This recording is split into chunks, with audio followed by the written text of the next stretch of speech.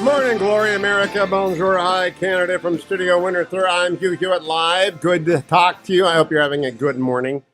Afghanistan isn't the biggest story of the day in terms of actual human impact. Is the massive earthquake that hit along the Pakistan border within Afghanistan. Paktika is the province in which it struck, and more than 1,000 are dead. And the rule of five applies with every third world country, which is when they say 1,000 people are dead, you can multiply that by five, and you've begun to get the estimate. It's a pretty devastating earthquake. Your prayers and your donations will be solicited. National Security Advisor Jake Sullivan said in a statement the United States will be providing humanitarian aid. Of course we will. We always do. Those poor people, though, are going to be at the mercy of the Taliban Ministry of Disasters, or whatever they call it. They're not particularly good at this. They're good at war, and they've been very good at war for many, many decades. Sort of. They've been good at guerrilla war. Organizing a relief for a massive earthquake? I don't think so. Now, let me turn to the United States. My phone number is 1-800-520-1234. You're up early, you're about to get in your car. Do you know that the president was thinking about you yesterday? He was out there. He really has you on his mind and how much you're paying for gas. He really cares. He really, really cares. Cut number one. Well, is a doc here? No, I'm sorry. Is he Dr. Johnson that's right there? I think that's He's cut the guy number that's one from running yesterday. CDC for me. I think we've got to tell General Ben that we're using the video cuts from today. Cut number one from today. So he's reset. It's Joe Biden out there talking to people about high gas prices.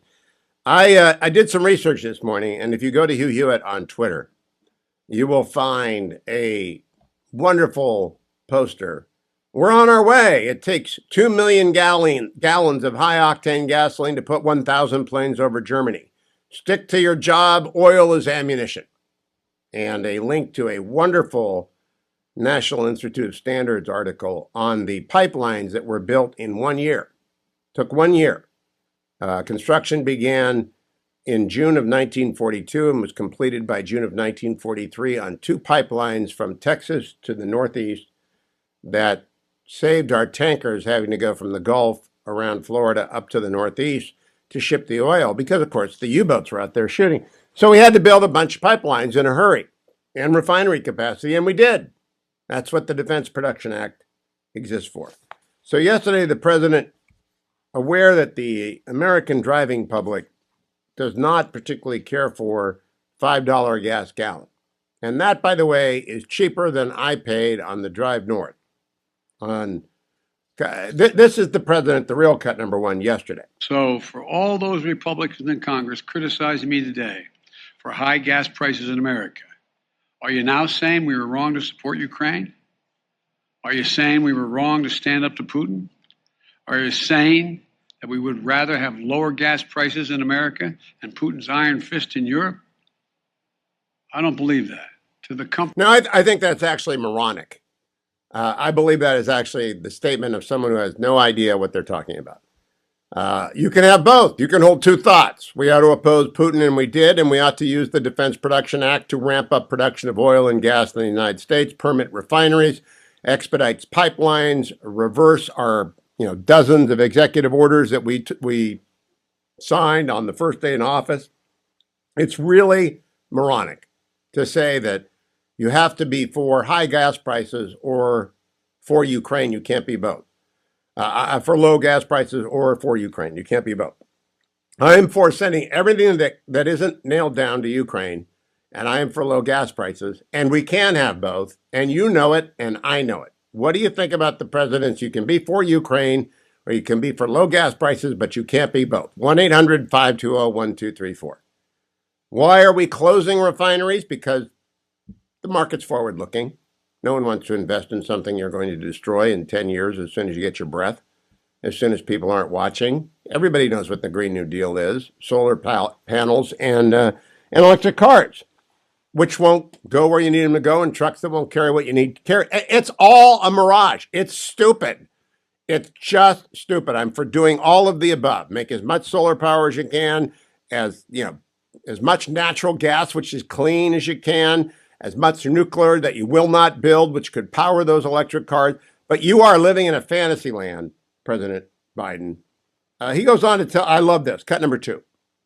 To the companies running gas stations and setting those prices at the pump, this is a time of war, global peril, Ukraine. These are not normal times. Bring down the price you are charging at the pump to reflect the cost you are paying for the product. Do it now. No, let's stop right there. It's the gas station owner's fault. He's not, she's not supposed to make any money. The oil company is not supposed to make any money. The price of oil in a worldwide market is driven by the supply and the demand. People want to use gasoline. They want to go places. You know, I'm in the way north. You got to drive. I'm up in Maine. That's where I am. I'm in Maine. And if you want to go anywhere in Maine, add an hour. I've learned that. Add an hour. And I've got great people that helped me build this studio. Thank you, Ben. Thank you, Nick. Thank you, Troy. Thank you, everyone. Generalissimo came up here and got this thing going. And to get here, you can't get here from there. That's an old Yankees thing. Bert and I went out to Muskegon Farm, and we were asked how to get to the Winterthur studio. You can't get there from here. That's, you know, the only bad thing about being here is Red Sox fans, New England Patriots fans, and Celtics fans. Unfortunately, they're everywhere. That's the bad thing about Maine. Now, the good thing about Maine is nobody comes to visit you because they can't afford to get here.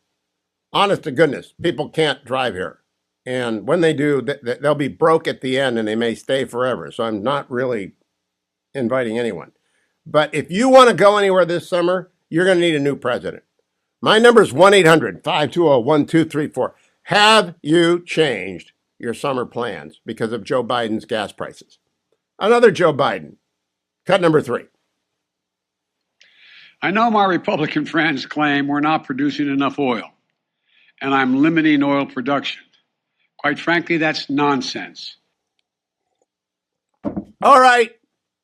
Who do you believe, me or your lying eyes? Joe Biden is saying, do you believe me? I'm not doing a thing. I didn't cancel the Keystone Pipeline. I did not. That's what Joe Biden is saying. Do not remember that I canceled the Keystone Pipeline. Now, there are 2 of them. And every time I say that, people say, well, the first one is going. Well, yes, but the second one would have doubled the amount of oil that we got from. It's done. It's finished. It's gone. Oh, do not pay attention to the fact that we pulled back leases in the Gulf of Mexico. Do not pay attention to the fact that we canceled leases in Alaska. We've got 9,000 permits outstanding. Do you know, whenever you hear that, think to yourself, did you instruct the Environmental Protection Agency, the Army Corps of Engineers, and the United States Fish and Wildlife Service to set aside their objections to those permits and to expedite them, as you could do under the Defense Production Act? Because you know as well as I do, that is why they are not being used, is you just can't get a permit to drill. You also need to get a permit to get a pipeline to the drilling facility.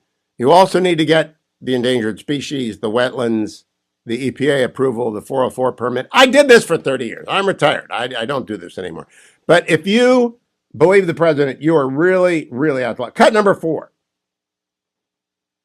And we're investing almost $100 billion in public transit and rail.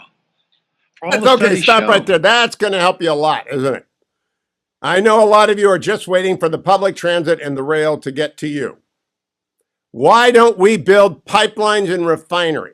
Whenever he says public transit and rail, if all the money the president put into Amtrak, which is a dang useless public subsidy, had been put into refineries and pipelines, we'd be fine right now because we got plenty of oil in the United States. We got plenty of coal, and we could build nuclear plants. But this president is anti-energy because he's got his. He's got his beach house. He's got his mansion. He's got his White House. He's got his tenure. And he does not care about you. 1-800-520-1234. What's changed in your life for your summer because of Joe Biden's gas hike, his gas prices? I am Hugh Hewitt. Give me a call. Welcome back, America. I'm Hugh Hewitt, joined by former Missouri Senator Jim Talent. You can follow Jim at Twitter at Jim Talent. Good morning, Senator. How are you? I'm doing fine, you. And gas prices in Missouri about $4.60, $4.65 a gallon. I'm driving to mid-Missouri tonight and back, and that's going to cost me probably $50, $60. Now, I got to ask you, you've known Joe Biden a long time. You served alongside him a long time. You've known Joe Biden a long time. What doesn't he understand about gas prices? You have to produce more oil. It is that, and you have to refine more oil into gasoline, and you have to deliver it to the gas station. It's not that hard. No, it isn't. But you have to understand how politicians think. Okay, so they think, I'll say we think, by a process of elimination. So if there's a policy that politically you cannot advocate, you orient your thinking away from it. And he cannot advocate for increasing the supply of oil and gas because he is tied at the hip with the climate change agenda, which for years now has been defined as raising energy prices and getting rid of fossil fuels. That's why he promised the little girl on the campaign trail that he was going to eliminate fossil fuels. So this is a feature of his program, not a bug. And for him to switch at this point would be not only denying his political supporters, but also admitting that everything he's done to this point is wrong. So he can't do that. So he's trying to sell anything else but that. That's what I think is going on. Does that make any sense? It does, but they are looking at a red wave bigger than anything save 2010 when they took everyone's health insurance away. Now they're taking away everyone's mobility. So I don't think it's actually possible for them to lose 63 seats like Barack Obama did in 2010 because there aren't that many seats to lose. But they could lose 25 or 30. It might be the largest Republican majority. What would the Republicans do with the majority? And by the way, I saw polls yesterday that said Republicans are behind in Wisconsin, PA, and North Carolina. I don't believe them. I don't believe any of these polls. Not a one, Jim Talent. I don't either. I think the Democrats are going to lose seats that aren't on the radar screen now, although I'm starting to cut back on saying that publicly because I also believe in luck and I don't want to jinx what's going to happen. Well, listen, if he had the political chops to do it and the Republicans take control of the Congress, he can then triangulate with the Republicans and his own supporters. So in other words, he can grudgingly permit the Republicans to do what he knows we really need to do. That's what Clinton did in the 90s. Now, the problem is he's not Clinton when it comes to either functioning as president or managing the politics of the job. So Bill Clinton was at least 30 years younger than the president is. At least. Yeah. I think he was 35 years younger than the president. Right. But, in all candor, Biden was never that good. So, no. And now he's impaired. I mean, I don't like to say it that way, but I just think you begin to look silly if you try to avoid saying that sort of thing. But he can't do that until the Republicans take control. You remember what Clinton did after he won in '94? He got up and said the era of big government is over, and then he governed with us, and we actually got a lot done in the '90s. The Criminal Reform Act that the current president helped co-author, that he now repudiates, oil and gas production. Senator, it would require a coming to reality moment for the Green New Deal people. Energy is freedom, and the country is built on freedom, and we don't want what they are selling, and they've never sold it honestly. Now we see it. And you're right in principle, but the way I talk about it, because I just think it's a people issue, access to affordable and reliable energy is an essential foundation of quality of life. And you're hearing this now from people calling in. In other words, we need to be able to have access to energy, electricity, and automobile fuel primarily, okay, in order to sustain a reasonable quality of life for people. And we're now getting on the edge of not being able to do that, and you're seeing the outcomes in the lives of real people, okay? There's enormous suffering already, and it's going to get worse, Hugh. I'm reading we're going to have brownouts. Now, there's a lot of reasons for that. It isn't just the production side of it. But, if we have a major brownout in the middle of the summer or the middle of the winter, you saw what happened in Texas, right, when they went off the grid. Senator, can I ask you, if we spent $2 trillion on infrastructure, how can we not have a grid that works? It's honest to goodness, how can we not have a grid if we just spent $2 trillion on infrastructure? Yeah, well, I mean, grid issues are to a significant extent state issues, and there's all kinds of reasons. I got heavily into that when I was in the Energy Committee. But the point is, you got to produce it before you can distribute it, right? And you got to produce automobile fuel, and you got to produce electricity. And And by you the got to way, build nuclear plants. if the electricity goes out, we're not flying it in from Europe. It's not like baby formula. You are absolutely right. If the juice goes down, you can't say to the Germans, send us your mothballed nuclear plant. It was all predictable. It's all crazy. Jim Talent, is always good to talk to you. Follow him on Twitter at Jim Talent. Sorry about the $60, but compared to Trucker Chris, that's nothing. More of your complaining because I want to hear from you, because maybe someone in Washington will, because they always listen to the Hugh Hewitt Show. Doing earlier in the day than Bret Baier, my next guest, host special report tonight at 6. Good morning, Bret. How are you? Good morning, Hugh. I have a question for you. You wrote a bestseller, To Rescue the Republic, about Ulysses S. Grant. Politico has a story this morning about books that have been written by Trump aides. Mark Meadows sold a grand total of 21,500 books. Deborah Birx's memoir sold 6,000 copies. Scott Atlas sold 27. Ben Carson, 21,000. Kellyanne Conway did slightly better, 42,000. Mark Esper only sold 20,000.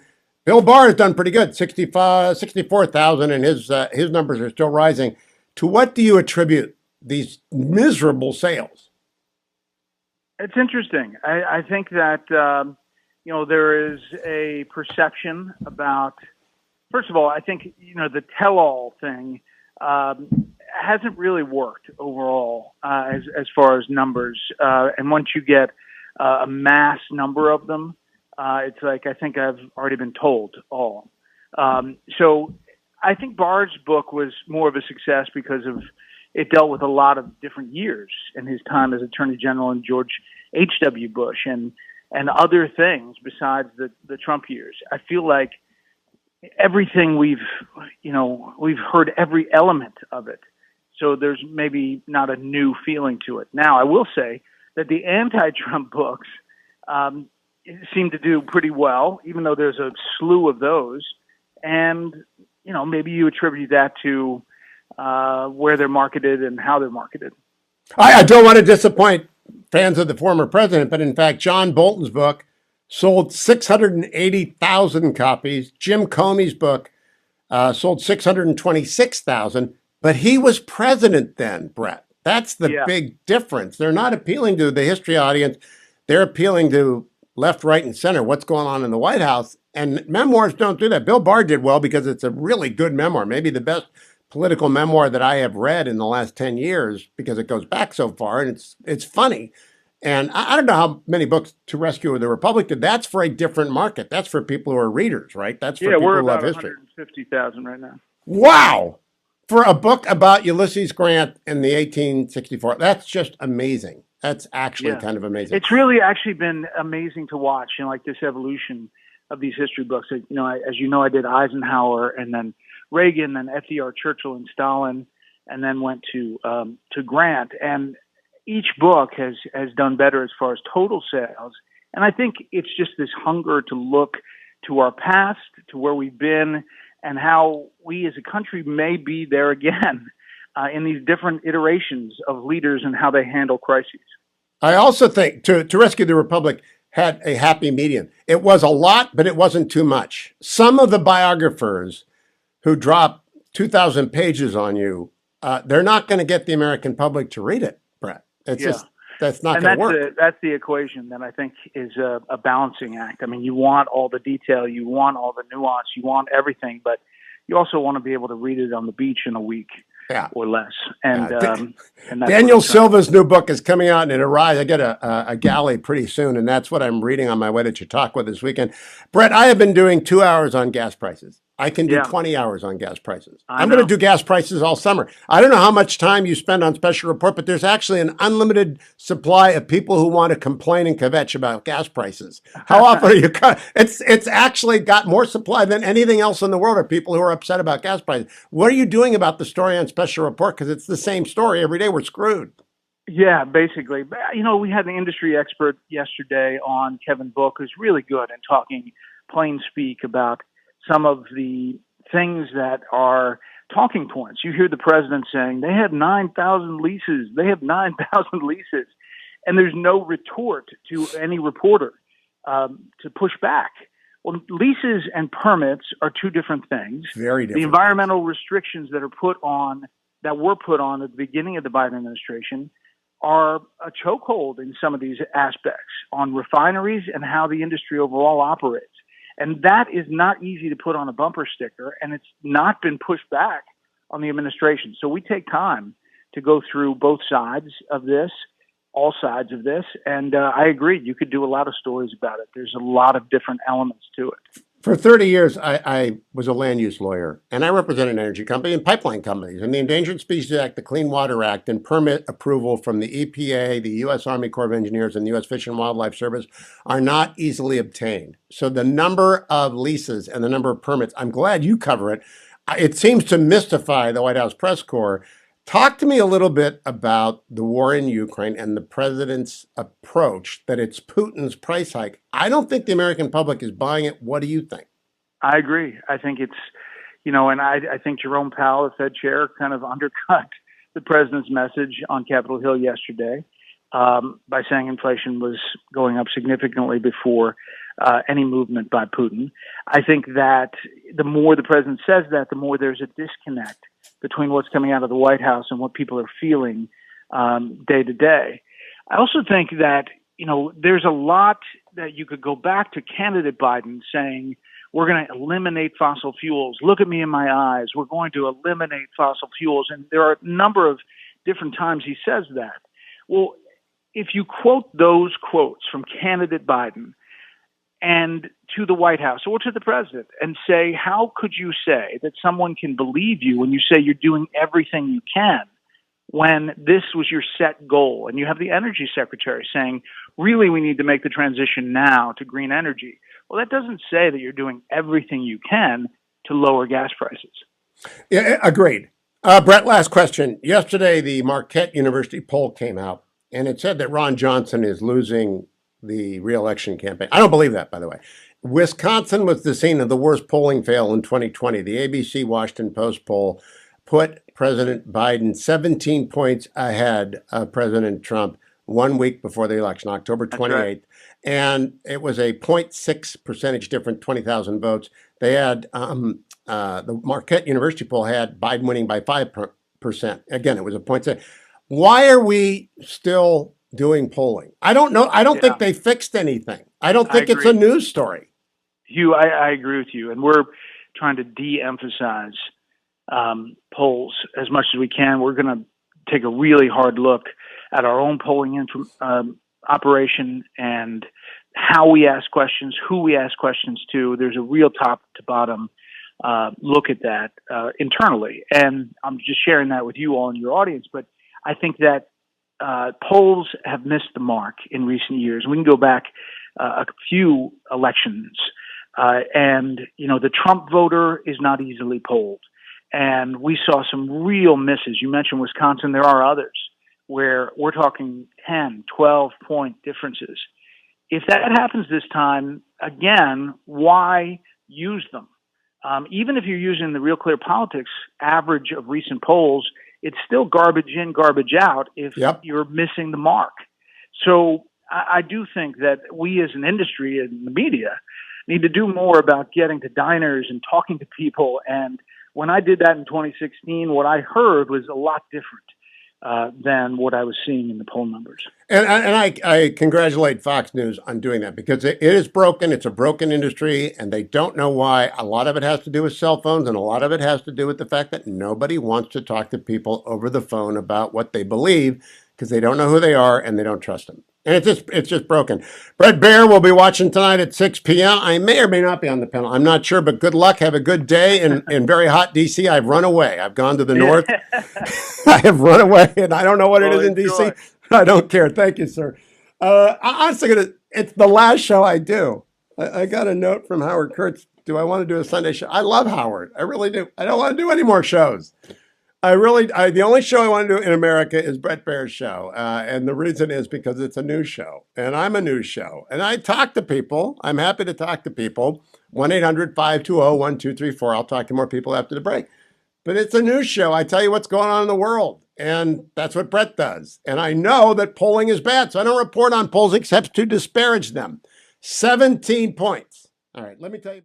Welcome back, America. I'm Hugh Hewitt. James Kirchick is the author of a brand new book, Secret City, The Hidden History of Gay Washington, which is astonishing and fascinating. The first time James Kirchick was on this show, I believe I talked to him from Ukraine when they were running the elections that led to the revolution. He was there with Robert C. O'Brien before Ambassador O'Brien, long before Ambassador O'Brien became the national security advisor. Am I right about that, James? Were you talking? Were you on the Ukraine voting observation when I first spoke to you? That's a very good recollection, Hugh. I believe you're correct. Yeah. So when O'Brien called me up and says James has a new book out on gay Washington and Secret City, I said, well, have him send it to me. Of course, I'll talk to him.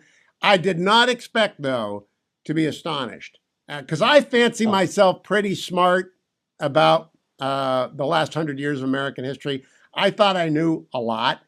I didn't know anything about Sumner Wells. I didn't know anything about William Bullitt and Carmel Offee. I didn't know anything about Arthur Vandenberg Jr. I mean, I literally, every page is a revelation to me.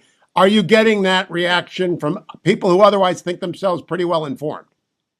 Yeah, absolutely. When you're dealing with a subject like this of homosexuality in 20th century Washington, really Cold War Washington, it was considered such a terrible thing. It was the worst possible secret you could have, worse even than being a communist. And so naturally, the stories related to this theme of this book have largely been hidden from history. And so I spent a long time, digging it all up, and I'm gratified to hear you say that. I'm pretty amazed at the archival work you did. I mean, you discovered Arthur Vandenberg Jr.'s material, which I didn't even know he existed. He was at Ike's side throughout the 1952 campaign and then was banished by J. Edgar Hoover. I could actually, I'm going to run through names because I want you to explain stories. This is a book of stories, a book of very tragic stories in some case, and a book of stories of people who overcame. Bob Atoy was a friend of mine back in the California days before he died. So, I've known a lot of the people in this book, like Bob, and Bob was wrong about everything political, but he was out and everyone knew he was gay. And he went to DC with Bill Clinton back in the days when he and I would debate in California Republican circles. So I know some of these people, but I didn't know Joe Alsop was gay. I had no idea that he fell into a Russian honey trap. Absolutely not. And you know what? I knew Whittaker Chambers was gay. I didn't. And of course, I ask everyone on this show, do you know who Alger Hiss is? I do it because do you know why I asked them that? I believe you asked it because you want to test their knowledge of American history, the Communist Party in American history. Is that fair to say? That's it. I want to know if they've ever heard of the Venona Encrypts and that Alger Hiss is a communist spy, and are they willing to budge from their long-held beliefs when presented with facts? I did not know. I know Hiss Chambers. I didn't know anything about the undercurrent. Would you explain to people, since they've heard me talk about Alger Hiss and Whittaker Chambers, the undercurrent of a gay witch hunt that was underway there? Absolutely. I mean, Whittaker Chambers did have a gay life past in the 1930s. At the same time that he was a member of one secret life, he was a secret communist. He was also a secret homosexual. And then in 1948, after he makes his very public accusations about Alger Hiss before the House Un-American Activities Committee, he gets word that the Hiss forces are starting a whisper campaign that he is a sexual pervert, he's a vindictive, spurned homosexual, that this is the reason why he's making these crazy accusations, that he lusted after Hiss rejected him, and this is his, as Hiss would later call it, fairy revenge. So Chambers confesses his homosexual past to the FBI because he wants them to know in advance. And the Hiss forces, they never publicly make an issue out of this because, well, for several reasons. They're fearful that it might backfire on them, that people might start asking questions. Well, if Chambers is gay, then how did he know Hiss? Did they know each other in, the gay underground or whatnot? So they don't publicly make an issue out of it. But there's a lot of insinuation I mean, for instance, in the public statement that Hiss released before his testimony, he refers to Chambers as queer 4 times. Now, the word queer meant something different in the late 1940s, but it also could imply homosexuality.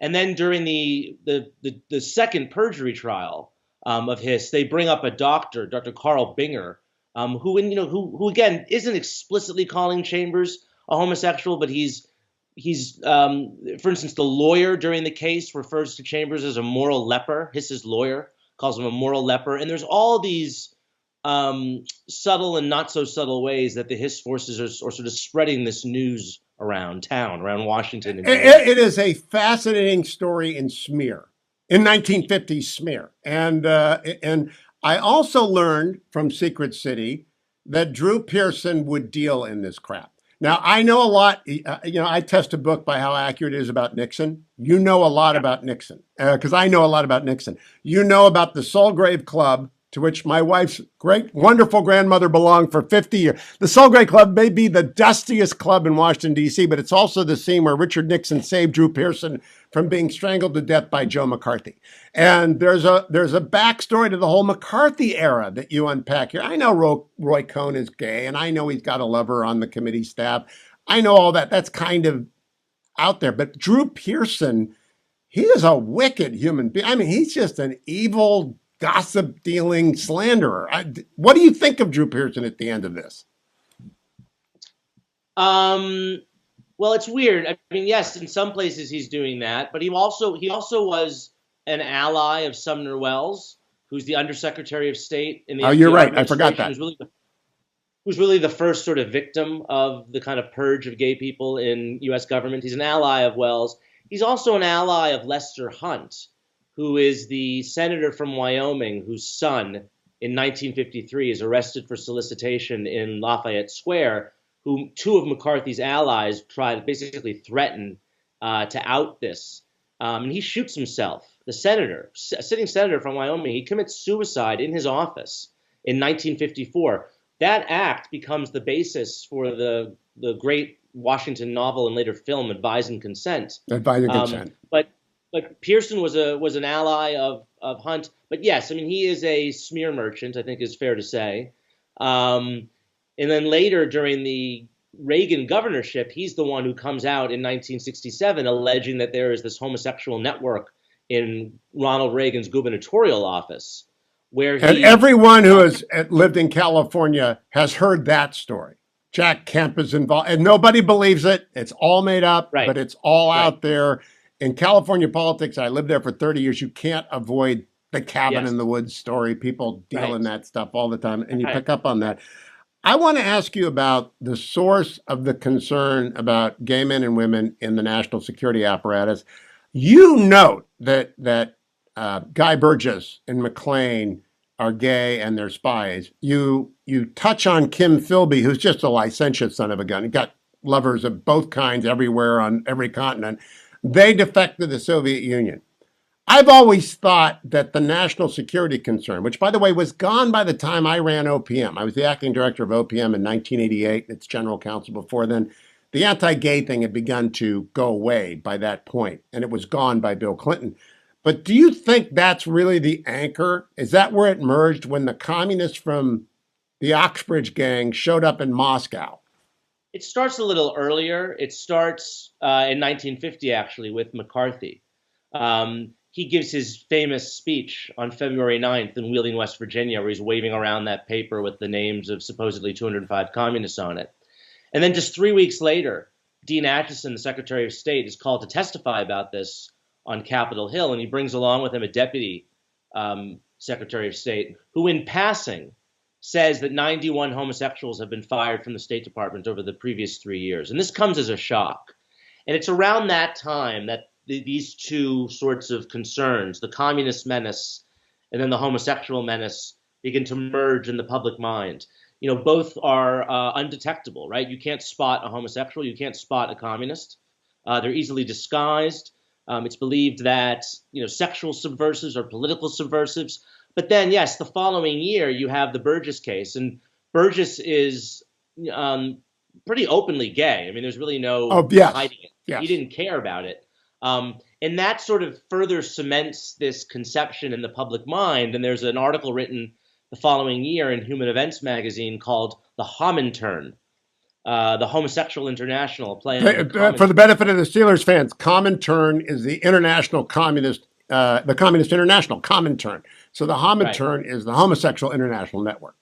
And it's believed that, homosexuals are not loyal to their, it's very similar to anti-Semitism in this sense, and that homosexuals are believed not to be loyal to the countries in which they live. They're loyal to some, international fraternity. They have dual loyalties. They're conspiratorial. They act in secret, right? They live secret lives, so they can't be trusted. And this persists for quite a long time, this belief. How much of it do you put down to the fact, and I'm glad that you detailed Joe Alsop walking into a honey trap, a male honey trap, but it's a honey trap. I didn't know any of that. And he does the right thing. When the Soviets or the Chinese communists or anybody tries to blackmail you, the first thing you do is tell somebody at the top of the government, do not go along. It's like the Americans. If anyone watched the Americans, they'll understand what I did at the Department of Justice 83 and 84 was watch the Soviets watch Americans and try and blackmail them. So is there legitimacy at all to the concern that people will not do what Joe Alsop does? Right. So the Defense Department actually commissioned a study in the early 1990s during the debate over gays in the military.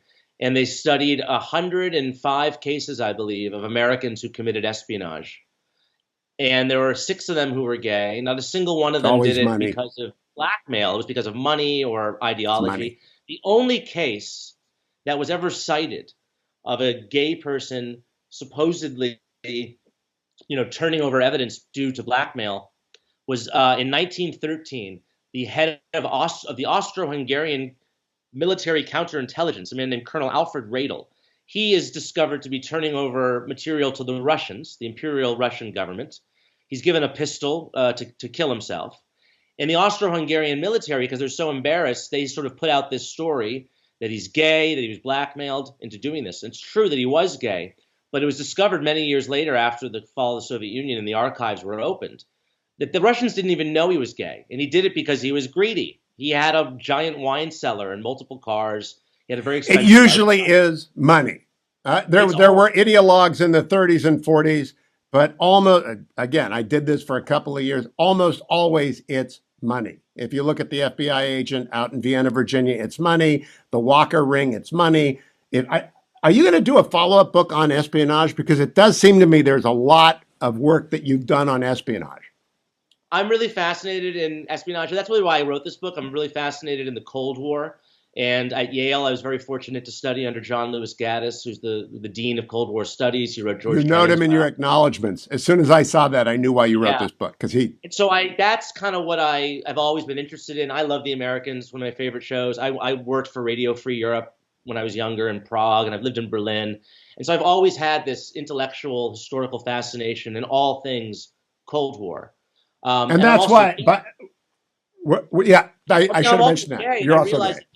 There's this huge theme that had never really been explored before in a book, and it comes up during World War II. It comes up in the CIA. It comes up during the bureaucratic battles between the FBI and the CIA. There's a great line from Daniel Patrick Moynihan where he said, "In the era of the security clearance, it was the Harvard men who were checked and the Fordham men who did the checking." And so it's this kind of class. It's this sort of homosexuality becomes a weapon between the blue collar, white ethnic FBI, right? They're using it against. Don't go anywhere, Jamie. I got to go to a break. Don't go anywhere, Jamie. James Kirchick will be right back. Welcome back, America. I'm Hugh Hewitt, talking with James Kirchick. I'll be on special report tonight with Bret Baier. Just a reminder to everyone on the panel. James, you conclude Secret City with it. The story of the Secret City is the story of openness triumphing over concealment. But I want to point out, there have always been people, including FDR, I rarely say good things about FDR, for whom someone's orientation on matters of sexuality, he is indifferent to it, provided they are competent. And there is have you optioned this book yet, by the way? Because this is a television series. Have you optioned it? I can't really be at liberty to speak about that, but let's. All right. That's fine. Yeah. You're concealing that, but that's fine. The best part of this, what I would pitch as the first episode, is FDR talking to William Bullitt about Sumner Wells. Because Mm. how did you get that? And explain to people what we're talking about, because it's riveting. Sumner Welles is the Undersecretary of State. He's a very accomplished, blue-blooded aristocrat. He's a friend of the Roosevelt family, and he's essentially the Secretary of State because the actual Secretary of State, Cordell Hull, is this aging guy with wooden teeth who's falling asleep half the time and sick. And FDR is relying on Welles. And in 1940, Welles is on the presidential train, and he drunkenly propositions several train porters. And this news gets into the hands of Hull, who doesn't like Welles. It also gets into the hands of William Bullitt, who's a fascinating character. He's the first ambassador. Amazing guy. He's a novelist. He's a playwright. He co-authors a book with Sigmund Freud about Woodrow Wilson. Just a fascinating character, but a real devious character as well. And the two of them try to use this against Welles, and they bring the information to FDR. And when FDR first hears this, he tells Bullitt, well, he wasn't doing it on government time, was he? So he kind of shrugs it off. But there is this encounter. Basically all the encounters between FDR and Bullitt kept meticulous diaries, and he would, immediately after these Oval Office meetings, he would record the exchanges in his diaries. And they're all at Yale, actually. Bullitt was a Yale grad, and his papers are at Yale. And so I poured through those papers, and I tried to reconstruct his conversations with FDR in the Oval Office as, exactly as I could. Oh, it is an incredible. FDR at one point throws his head back, and Bullitt is more rude to a president than I've ever heard of anyone being to a president in the Oval Office. And so I'm kind of astonished by it. But Carmel Offee, would you tell people he's from, is it Pittsburgh? I can't remember quite. He's somewhere in Pennsylvania. Rural Pennsylvania. He's a young son of Italian immigrants who works for Bullitt. And he's unusual in the Foreign Service in that he doesn't come from an elite background. He's not privileged at all. But he's gay, and he's also relatively open for it. This is the 1930s. And I think he's able to survive because he's so good at his job. He's an amazing stenographer. He's extremely loyal to his boss. And you see this with some of these characters in the book, like Roy Cohn. Lots of people knew Roy Cohn was gay, right? So how was he able to survive? Extremely loyal to Joe McCarthy. Would do anything, and that's a recurring, even with more positive characters like Arthur Vandenberg Jr., who you mentioned, the son of the great Republican senator, very close to Ike, extremely loyal. A lot of these gay people, I think, because they were so vulnerable, they had this secret that they had to protect. They become really the best, most professional, most competent aides to their bosses. Effective. When Joe Kennedy needs to take care of a young Jack Kennedy who's zipping around Europe with Lem Billings, his gay friend for life. Yeah. Joe Kennedy calls up Carmel Offee to make sure he takes care. It's just a really amazing work, James. How is it selling? I made the Times bestseller list. It debuted at number 9. So I think it's doing pretty well. I'm getting great feedback from people across the political spectrum. I'm very gratified so far. I read a couple of reviews that have their own, hobby horse reviews are when people want to make the point of their own agenda as opposed to reveal that the book is worth reading and interesting and riveting. How many of those have you come across? Because I read one, which is James Kirchick didn't write the book I wanted him to write. That's the review of a hobby horse review. Yeah, I don't really want to speak to any critical reviews. I've been very gratified by the book so far. There might be people who wished I had written a different book, but they're free to write their own book. This is a big book. It's 650 pages with 150 pages of notes. So I had to cut also, by the way, we have 1 minute left. It's beautifully read by whoever read it. You sent me the book, but I bought the audiobook because I had to drive up north. So we had 10 hours of Secret City, the Fetching Mrs. Hewitt and I. My question, I did not know. The first October surprise. I want to make sure I put this in. The first October surprise is what? Walter Jenkins, LBJ's closest aide, being arrested for gay sex in the basement of the YMCA around the corner from the White House. And LBJ thinks that it's the Russians who did it. He thinks it's the Barry Goldwater campaign that set Walter up. He to his death, he couldn't actually believe that this had really happened. He thought it was some sort of plot. And that's where the phrase October surprise came from. That's another thing I learned. Yeah. James, congratulations. Secret City is a marvelous, fascinating, necessary book. I appreciate it's taken you how many years? on and off for 10 years.